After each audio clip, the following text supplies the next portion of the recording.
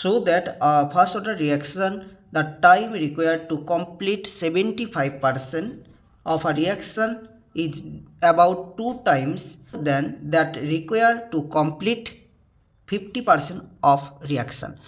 তাহলে এখানে তোমাদের দেখাতে হবে যে time require for 75% complete of reaction সেটা কি ডবল বা 2 Times of time require for 50% reaction.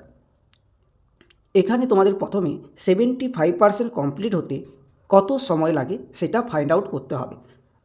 First অর্ডারের ক্ষেত্রে ফর্মুলা কী ছিল? টাইমের ক্ষেত্রে টাইমের ফর্মুলা কি 2.303 by K log R0 by R. R0 মানে কি ইনিশিয়াল কনসেন্ট্রেশন, আর মানে কি এখন কত আছে। আচ্ছা, টি অফ 75% ইকাল টু কী হবে 2.303 বাই কে লগ R0 তাহলে কত হবে 75 হলে 100, আর কত হবে 75% কমপ্লিট হয়ে গেছে, তাহলে আছে কতটা 25। আচ্ছা, এটা তোমরা কাটাকাটি করে নাও, কত হবে বলো 4, তাহলে কত হবে 2.303 বাই কে লগ 4 মানে কত 2 এর পাওয়ার 2। তাহলে এবার কি হবে 2.303 বাই কে, এই যে পাওয়ারটা এটা কি হবে গুণ হয়ে যাবে লগ 2, এটাই রেখে দাও। এবার তোমাদের যেটা বের করতে হবে টি 50%, এর ক্ষেত্রে ফর্মুলা কী হবে same formula 2.303 by K log R0 তাহলে কত হবে 100 বাই কত 50% মানে আর 50 বাকি আছে, বলো কত হবে লগ 2, তাহলে কী হচ্ছে 2.303 বাই কে লগ 2।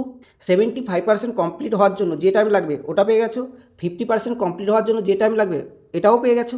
এবার যেটা করতে হবে যে টি 75% বাই টি 50%, দুটো ডিভিশন কত, এটা টি 75% কত ছিল 2.303 বাই কে 2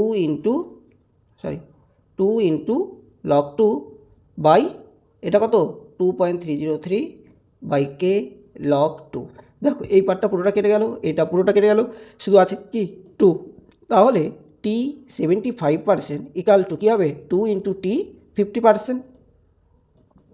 তাহলে কি হলো প্রুভ হলো যে টি 75% ইকাল টু 2 ইন্টু টি 50%। তার মানে আমরা বলতে পারি যে 75% কমপ্লিট হতে যে টাইম লাগে সেটা হচ্ছে 50% কমপ্লিট হতে যে টাইম লাগে তার ডাবল।